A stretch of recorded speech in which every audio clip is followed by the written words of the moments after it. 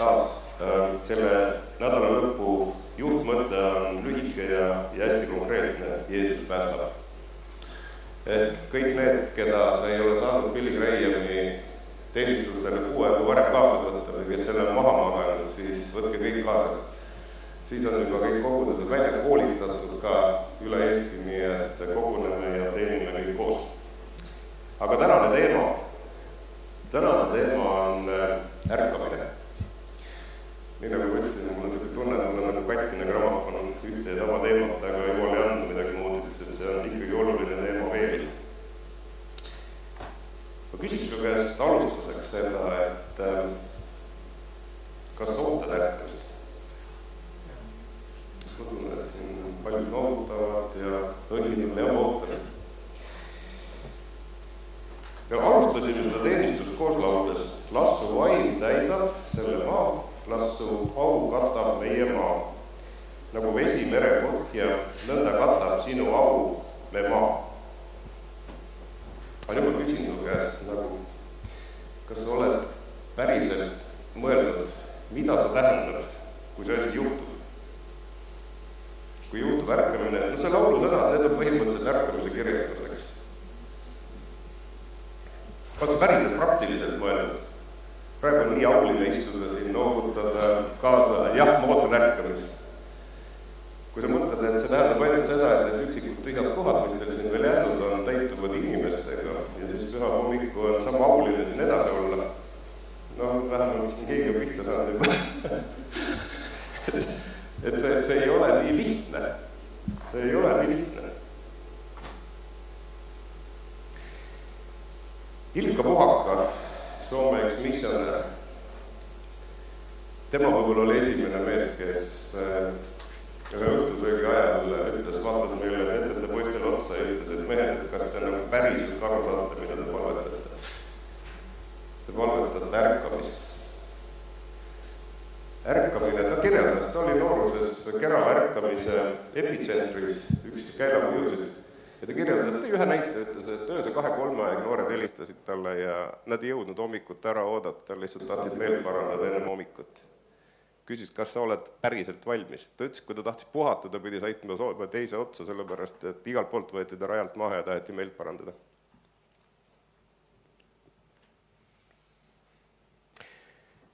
On täitsa normaalne, et minu noorusest alates on räägitud ärkamisest. On oodatud ärkamist ja me vahel nagu, ma arvan, väsime ära ja me käime nagu ühte seda sama plaati. Nüüd,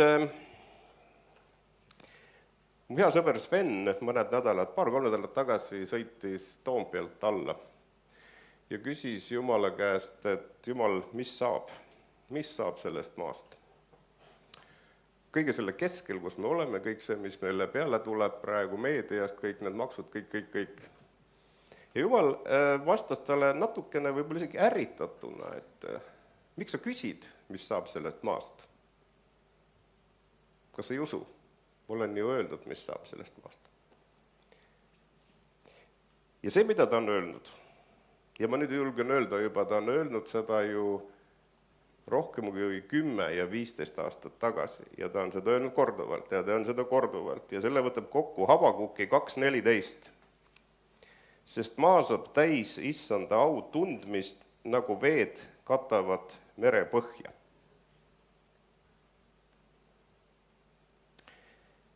Nüüd, kui ta on seda öelnud, isegi siis, kui ta on seda öelnud 15 aastat tagasi, kui ta on öelnud 10 aastat tagasi, kui ta on öelnud kuid tagasi, siis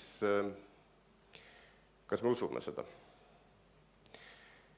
Ma ise mõtlesin kodus ja mõtlesin seda, et kui selline mees nagu Trump, Ameerika president, on saatnud oma, kujutame nüüd ette, et ta saadab oma suursaadiku kaudu Eesti välisministeeriumile teate, ma tahan külastada Eestimaad. Suursaadik kutsutakse, või Eesti välisministeeriumist kutsutakse ametnikud välja, sinna suursaatkonda antakse edasi teada, et Trump tahab külastada Eestimaad. Mis te arvate, mis välisminister teeb? Läheb tagasi sinna ministeeriumisse, kutsub kokku ametniku, ütleb, naljamees, ta ütles, et ta tahab Eestimaad külastada. No las ta külastab siis. tore, kui ta tuleb, las ta tuleb. Või ta läheb ministeeriumisse tagasi, kutsub kokku kõik oma osakondade juhid ja ütleb, Ameerika president tahab külastama maad ja me hakkame selleks valmistuma. Mul on tunne, et Eesti kogudused vahel on sellised nagu see esimene, et kui ta tahab, las ta siis tuleb, las ta ärkamine siis tuleb. Ma olen kuulnud nii palju sellist väidet, et kui ärkamine tuleb, siis on kõik teistmoodi. Siis on kõik absoluutselt teistmoodi, ära üldse praegu pabista, siis on kõik teistmoodi. Ma tahaks küsida teie käest, mis siis teistmoodi on, kui ärkamine tuleb? Võtame siit pastori. Mis siis muutub? Mis siis teistmoodi on? Olles natukene näinud seda Jumala tööd, kõigepealt see, et hästi palju inimesi, keda me täna ei kujutagi ette, et nad võiks üldse Jumalast huvituda. Äkitselt on huvitatud ja väga aktiivselt. Teine asi on see, et üllataval kombel juhtub ka see, et vähemalt need, kes selle ärkamise sees mingis teenivad, mingis võtmes, et sul on täiesti üleloomulik varustus, mis üldse ei lähtu inimlikust allikast vastu pidada, ehkki seal on neid väljakutseid ikka. Järgmine loomulikult see, et jumalateenistuse või teenimise vorm võib muutuda väga drastiliselt, kas või see, et mõni inimene avastab, et ma pean tooliga hakkama kirikus käima, sest ei ole kohta lihtsalt ja äkki, et enam viimane minut ei tule üldse kõne alla, et peaks võib-olla tund aega varem, kui ma tahan sisse saada kohaga. Et see muutub väga palju.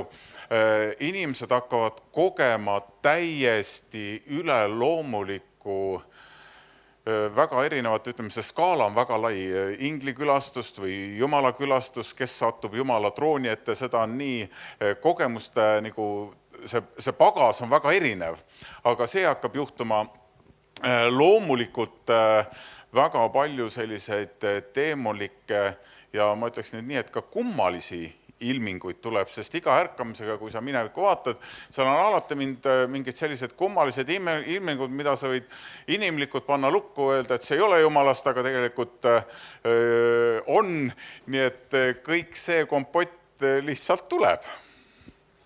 Aitäh, anna pastorile mikker kätte, hakkab mõdlustama kohe. Võtame siit poolt ka, mis siis praktikas muutub? No ma arvan, et praktikas muutub see, et kõik need inimgrupid, kellest me suudame täna nii-öelda hoida distantsi, kes meile võib-olla ei meeldi, meile ei sobi või need lausa hirmutavad veid või meie moraaliga ei käi mitte kuidagi kokku, need kõik voolavad siia kirikusse sisse. Kõik need karvased, sulelised, sedapidi arvavad endast teistpidi, need, kes arvavad, et nad on hommikul kassid, õhtul koerad ja nii edasi, kõik need tulevad siia kirikusse. Ja täna on tegelikult see hirmutav mõte, et kuidas sellega toime tulla. Aga ma usun, et kui Jumala see tervendav vägi, me siin ütlesime veel Kristjanile lisaks, et tervenemist hakkavad toimuma, et inimesed tulevad nagu, saavad kastetud Jumala jõkk, nagu sa lähed, eks ju, kui on ristimine, et siit pannakse vee alla, tuled üles ja sa oled totaalselt tegelikult muudetud. Nii hakkavad toimuma kui üleloomulikud tervenemised. Inimene tuleb kirikusse ratastoolis, kelp kapsab siit välja. Aga ma arvan, et kõige suurem, ma just abikaasega rääkisime, et vist tänapäeva kiriku kõige suurem väljakutse ongi kõik need igasugused erinevad soost, inimsoost arusaamised ja kui see hakkab kõik tulema kirikusse, meie, kes me oleme tegelikult väga konservatiivsed kirikuna ja inimestena ilmselt ka, et see saab olema väga suur väljakutse. Aga õnneks on Jumala arm ja vaim ja võidmine, nii et loodame, et see on äge. Aitäh teile.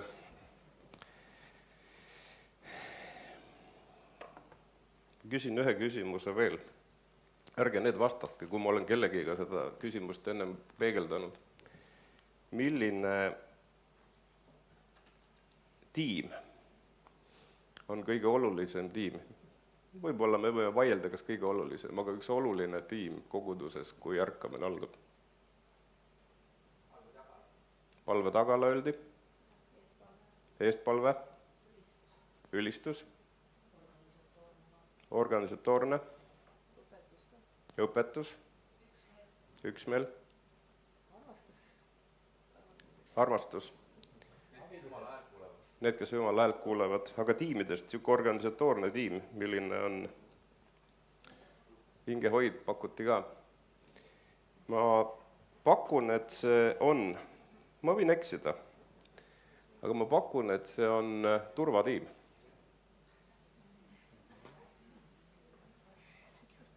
Me ei pea näiteid kaugelt otsima. Aastal 2023 suvel täiesti üleöö algas Asbury's Ameerikas ärkamine. Niimoodi, et Pat Simon, kes käis eelmine kevad siin, kirjeldas seda, ütles, et kui tema õhtu linna jõudis, tagasi jõudis, oli ärkamine hommiku alanud.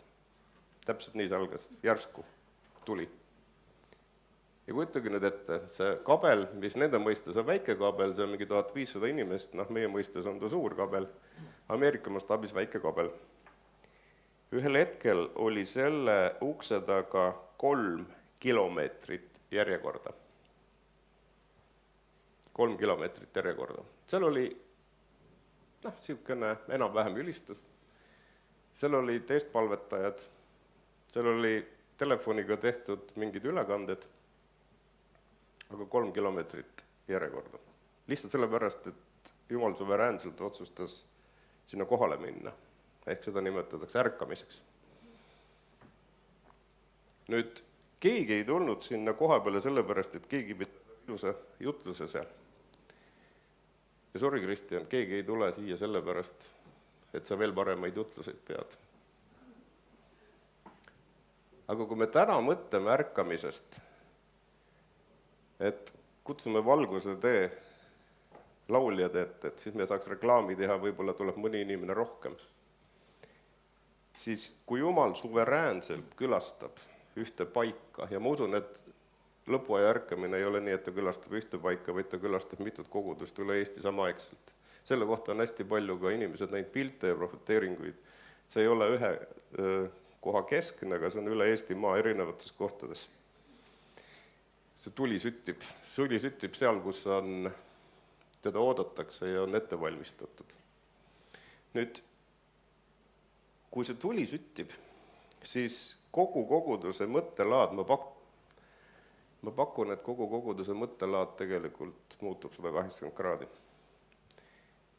Sellel hetkel enam ei pinguta selle nimel, et tulge siia, vaid siis muutub see otseses mõttes selliseks, et stopp, me maja on nagu oodake natukene palun. Kujutage nüüd ette, kui tänasel teenistusel siin, mida kantakse üle netti, tõuseb üles üks ratastoolist inimene, siis ennem kui see teenistus lõpeb, jookstakse selle maja uksed eest ära. Uksed on juba eest ära, keegi on juba proovinud, piidad on veel alles, aga siis nad lähevad koos piitadega. Kui sõbrad said teada, et Jeesus on ühes majas, nad võtsid katusega lahti. Nad ei tule kuulama Kristjani head jutlust, vabandust, see on head jutlused. Aga te saate aru, et nad ei tule kuulama Kristjani head jutlust, neil on tegelikult abi vaja. Ja kui see info levib siin, et siit saab päriselt abi, siis ma küsin, kummale poole see järjekord teil see ukse taga keerab, kas sinna või sinnapool? Mõlemalt poolt. Nüüd, oled sa kunagi nagu mõelnud, ma tean, et ma olen siit kantslist seda näidet korra juba toonud, mere ääres on seda head tuua, et Jumala au tundmine katab maad nii nagu vesi katab merepõhja. Ma annan sulle ämbri, mine tõsta see väike lomp siin tühjaks. No ei õnnestu, Võtame tuletõrje autot, tõmbame sealt, no ei õnnestu, ma annan sulle maailma kõige tugevama pumba, no ei õnnestu tühjaks teha, Meil on kujutus täna Jumala ligiolust nii, et me oleme siin ja Jumal on lähedal ja on teises kohas lähedal, et me saame nagu sahmaka vett ja võib-olla on niisugune 200 vaat valatakse kuskilt pähe, aga ikkagi ta nagu lõpeb. Siis on tema ligiolu selline, et nagu vesi katab merepõhja, seda ei saa kuivaks teha, lihtsalt ei saa kuivaks teha. Ja ma ei tea, kas siis on oluline see, et kas mees või naine või muidugi loomulikult on, piibel ütleb mees ja naine, aga siis lihtsalt tema ligiolus kõik muutub. Ja ma usun, et ka Eesti seadused muutuvad siis ühel hetkel. Lihtsalt ma kuidagi arvan, et me päriselt ei ole selleks nagu valmis selleks mõttelaadi muudatuseks, mis siis nagu äkki üle tuleb ja see võib tulla tõesti niimoodi, et see tuleb hommikust, algab ja õhtu on juba kõik teistmoodi. Ja nüüd on küsimus, et kas me päriselt nagu valmistume selleks. Mis me teeme selleks? Jumal on kõnelenud ammu, juba see tundus niisugune sinine unistus, et me peaks panema ühe ülekandejaama kokku. Pildiraadiol on täna väga hea jaam ja need kannavad, aga Eestis on rohkem neid vaja. Ja sellel nädalal sai see teoks. Arvo käis kaameratel järgi, meil on olemas eraldi sihtasutus, mis on kristliku meedia jaoks tehtud ja meil on väga hea kaamerapark, Jumal tegi selle võimalikuks, väga see Arvo noogutab, see oli ime. Ja sealt edasi on meil unistus panna need kaamerad bussi, et oleks ülekandejaam, mis buss sõidab kohale ja kannab üle ühe kristliku teenistuse või kristliku kontserdi või midagi. Näiteks kaameratest on kaamerad on meil käes, aga sealt on 4000 veel puudu, et kui sa tunned, et sa tahad kristliku meediasse Eestis panustada, siis see võimalus on, tule pärast räägime sellest. On võimalus erinevaid viisi seda toetada. Aga see on üks väike nagu samm sellest, et me päriselt nagu tõuseme püsti ja päriselt valmistume selleks, mida Jumal on öelnud, et ta tahab Eestimaal teha. Lihtsalt küsi enda käest täna nagu, et mis on see kutsumus, mida Jumal on sind kutsunud ärkamise ajaks tegema. Kui paljud siin saalis olevatest on eest palvetanud kellegi eest, konkreetselt kuskil teenistusel. No siin on neid inimesi, aga teistele üllatuseks lihtsalt, et kui praegu ärkamine oleks, siis sa peaksid ka palvetama. Ja lihtsalt mõistlik oleks hakata täna harjutama. Seepärast, et kes on palvetanud, teavad, et see esimene kord ei olnud väga niimoodi enesekindel, eks. See on väljakutse. Mõistlik mine kellegi kogenuma eestpalvetaja juurde, hakka harjutama. Seepärast, kui ärkame tuleb, siis kõik, kes te saalis olete, hakkate palvetama, siis muud võimalust ei ole. Saad aru, kui see on järjekord mitu 100 meetrit võib-olla meie mõistes. Ja küsi Püha Vaimu käest, et mis on sinu ülesanne? Sest võib-olla siis, kui täna kohvimasin teeb ühe tiiru, siis ta teeb mitu kuud järjest, mitu tiiru iga päev nagu. Võib-olla see kohvikeetja, kes keedab hommikust õhtuni kohvi, see on väga oluline roll tegelikult. Kes teenib, see teab, kui oluline on, et oleks vahepeal mingi snäkk, oleks jook, oleks kohvi, oleks siuke elementaarne toetus. Ei ole ainult nii, et need, kes on kuskil laval vees, et nad on olulised. Kogu tiim on oluline. Tehniline tiim on oluline. Kui ma praegu siit mikri välja lülitaks, teie veel võib-olla midagi kuuleks ülekandes, ei läheks midagi nagu. Need on väga olulised, kogu tiim, kõik on oluline. Ehk ma tahan täna lihtsalt, ma ei anna mingeid vastuseid, aga ma lihtsalt tahan küsida nagu, et me mõtleksime, mida praktiliselt ärkamine tähendab. Ja ma arvan, et ta tähendab oluliselt midagi muud, kui me oleme siiamaani mõelnud, et ta on siuke halleluuja ja siukene super, äge. Ta ongi super ja ta ongi äge. Aga praktikas tähendab see higi, praktikas tähendab see vaimseid võitlust. Kui me praegu ütleme, et kuri on läinud kurjemaks, siis ega siis kuri ei anna ju korraga järele, ütleb, et nüüd tuli ärkamine ära, et nüüd ma annan alla. Ei anna, Suusa ärkamisest lugesin, et sellel ajal, kui suusa ärkamisel juhtusid suured imed ja kõik seal samas ühes kohas, siis ajalehed olid kogu aeg, esilehed olid kogu aeg täis mustasid, ajasid igasugu jama selle kohta. Ja miks see peaks olema siin teistmoodi, eks? Ja selleks tuleb ka nagu sisemiselt valmis olla. Ma lõpetuseks loen natukene, ma ei ole paremat teksti leidnud kuskilt, kui on Rick Joyneri raamatust Lõikus, kus ta kirjeldab Titanicu tragöödia ööd. Kuula seda kogudusena, kuula seda isikuna, kuula seda selle juhina, kus sa võib-olla oled oma koguduses, kui sa juhid mingit lõiku oma koguduses. Kuula, kes sina oled.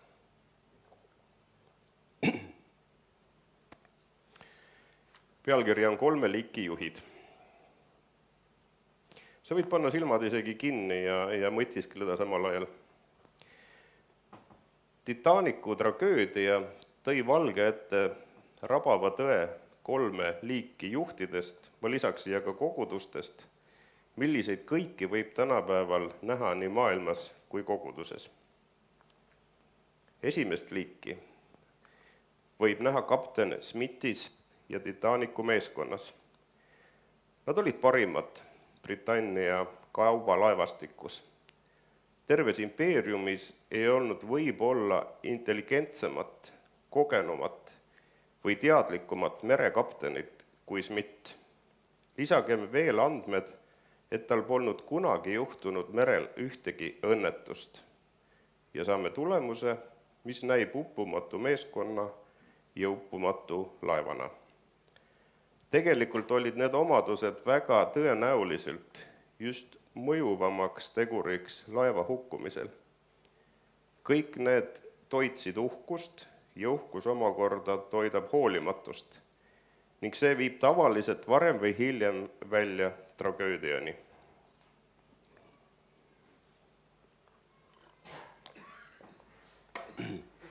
Titanicu meeskond ei olnud kunagi saanud korralikku päästepaatide kasutamise väljaõpet.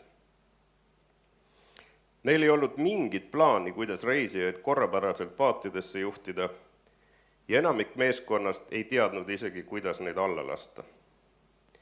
Kõike tuli kavandada ja õppida alles siis, kui laev nende jalga all oli vajumas. See tõi kaasa palju suurema hukkunute arvu, kui oleks olnud paratamatu. Mitmed paadid lasti alla pooltühjana, üks ainult 12 inimesega, kuna meeskond hoidis 100 inimesi laeva siseruumides. Kogu sündmustik laeval läks seal ulatuslikul ööl kontrolli alt välja ja nad maksid selle eest kõrget hinda. Kas ka meie satume samasugusesse seisundisse? Kui nii, siis maksame samuti kallilt selle eest. Ent me ei tarvitse olla üllatunud. Issand manitses meid tähele panema aegade märke ja mitte magama oma vahikorral. Prohvetid kogu maal kutsuvad nüüd üles valmistuma. Issand annab meile märku taevas ja maa peal. Ta laseb oma pasunal kõlada ja me peame seda kuulma. Ja siis ta kirjeldab 2 laeva, mis ümbritsesid, olid kõige lähemal Titanicule. Veel 2 laeval oli tähtis osa Titanicu hukkumise draamas, Californial ja Carpathial. Nende laevade kaptenid kujutavad tänapäeva 2 ülejäänud juhitüübi paralleeli. Californial oli kapten, kes oli ilmselt midagi õppinud oma aastate õnnestumisest ja ebaõnnestumisest. Ta oli tagasihoidlik ja ettevaatlik, kuid kahjuks liiga ettevaatlik. Elu tegelikkus võib meid muuta selliseks, uute ebaõnnestumiste kartus külvab meisse pidevalt kõhklust. Liiga ettevaatlikuks muutumine võib olla niisama eluohtlik kui liigne eneseusaldus, mida nägime Smithi puhul. Kui California kapten Lord kuulis jäämägedest, vähendas ta kiirust. Nähes jääd andis ta korralduse laev peatada ja oodata päevavalget. Tema raadiooperaator hakkas ümbruses asuvaid laevu hoiatama ohu eest. Kell 19.30 võeti tema hoiatus vastu Titanicul ja kanti logiraamatusse. Sel ööl oli tavaliselt tormine Atlandi põhjaosa erakordselt vaikne. Mitmed ohvitserid mainisid, et nad pole kunagi näinud merd nii vaiksena. Titanicu esimene ohvitser Light-Toller märkis seda oma intervjuus öeldes, kõik oli meie vastu. See vaikus oli nähtavasti vallanud ka California meeskonda. Valvur komandosillal märkas esimesena Titanicut lähenemas mõne miili kaugusel. Siis nägid nad teda paigale jäävat. Algul nad arvatavasti mõtlesid, et ta teeb seda ettevaatusest nagu nemadki. Siis hakkas Titanic iga mõne minuti järel üles laskma rakette, mis on merel alati hädasignaaliks. Nemad aga arvasid, et see peaks olema hoiatussignaal mõne teise sama kompanii laeva jaoks, mida nemad ei võinud näha. Siis nad nägid teda kaduvat ja ütlesid üksteisele, et Titanic sõitis ära, kuna see tegelikult sel ajal vajus merepõhja. Kui California oleks reageerinud esimesele hädasignaalile, oleks ta väga hästi võinud päästa kõik elud, mis nüüd hukkusid.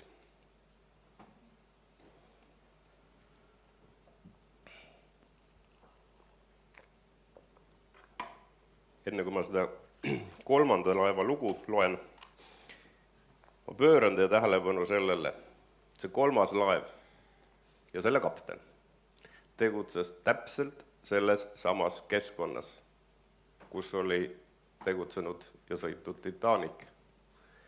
Väliselt tegi ta kõike samamoodi, ainult väikeste erisustega. Ja veel kord ma rõhutan, me oleme samas keskkonnas, kus on võib-olla kriis, kus on võib-olla hukkumaailm.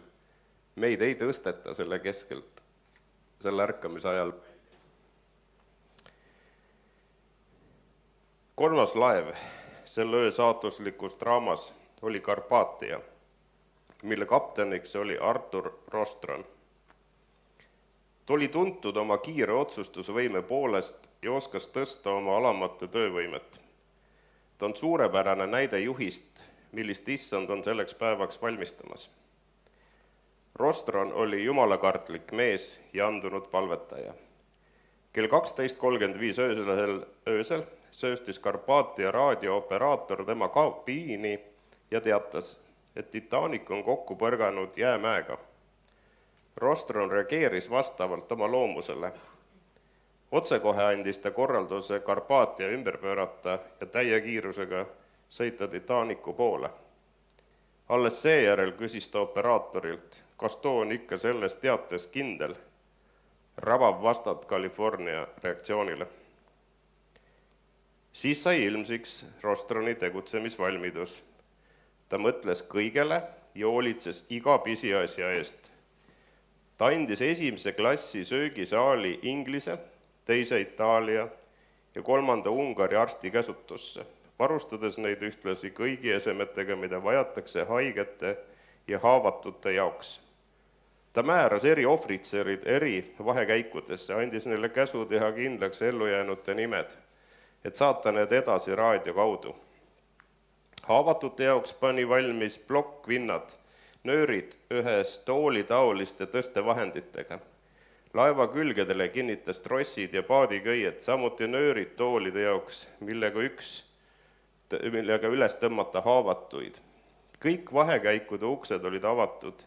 Siis käskis ta teatud ohvitseridel hoolitseda oma laevas viibivate reisijate eest ja täita nende vajadused. Kõik käed pidid olema tegevuses, valmistamas kohvi, suppi ja muud toitu. Ta käskis kohandada kõik ohvitseride kajutid, suitsuruumid, raamatukogud ja nii edasi päästetute vastuvõtuks. Laeva kelnerid saadeti kinnitama oma reisijaid ja selgitama neile selle tegevuse põhjust, aitamaks neil säilitada rahu. Seejärel tuli Rostronil silma vaadata suurimale probleemile, jääle. Ta sõitis ju täie kiirusega samas piirkonnas, kus Titanic oli seisma jäänud. Sellele julgele mehele ei tulnud kiiruse mahavõtmine kõne allagi. Aga ta kasutas iga vahendit oma laeva ja reisijate ohu vähendamiseks. Ta lisas 1 mehe mastikorvi, pani 2 lisaks laevarinasse, 1 kummagile sillatiivale ja seisis ka ise seal. Siis märkas teine ohvitser James Bissett, et kapten võtab tarvitusele viimase abinõu, mida ta pidas kõikidest tähtsamaks. Ta palvetas. Kell 2:45 nägi Bissett esimest jäämäge. Nad juhtisid laeva sellest mööda ja sõitsid edasi. Järgmise tunni jooksul põikasid nad kõrvale veel 5 jäämäe eest. Kell 4 jõudsid nad Titanicu viimasena teatatud asukohta ja hakkasid kokku korjama päästepaate. Päikese tõustes avanes hämmastav vaatepilt. Meri oli igas suunas täis jäämägesid, nii kaugele kui silm ulatus nägema. Vaatamata kõigele oma vahtidest oli Karpaatia möödunud mitmest jäämäest neid märkamata. Mitte keegi peale nende jumalakartliku kapteni ei mõistnud, kuidas nad nende vahelt olid läbi tulnud. Ellujäänute raskesti teostatav päästmine viidi läbi sellise korra ja distsipliiniga, et kõikjal valitses rahu. Meeskonna ennast ohverdav vaim nakatas ka Karpaatia reisijaid. Esimese klassi reisijad andsid oma ruumid ellujäänutele. Ka teised püüdsid teha kõik, mida suutsid. Ühe süngema öö tragöödias, mida Ulgumere liial on kogetud, paistavad Karpaatia kapten, meeskond ja reisijad julguse ja sangarlikkuse heleda valgusena. Nad on näiteks, millised issand on käskinud meil olla tragöödia ja kaose öös, mis on laskumas maailma üle. Ärge magagem, nagu mõned seda tegid, ega laskem mere vaikusel end petta, olgem ette valmistatud.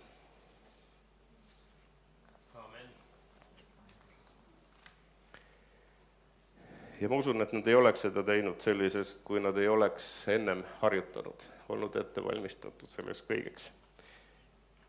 Praktiline küsimus, et kuidas sina ja mina saaksime ette valmistada, ja sellel on hästi lihtne vastus, küsi püha vaimu käest, mida sa peaksid tegema.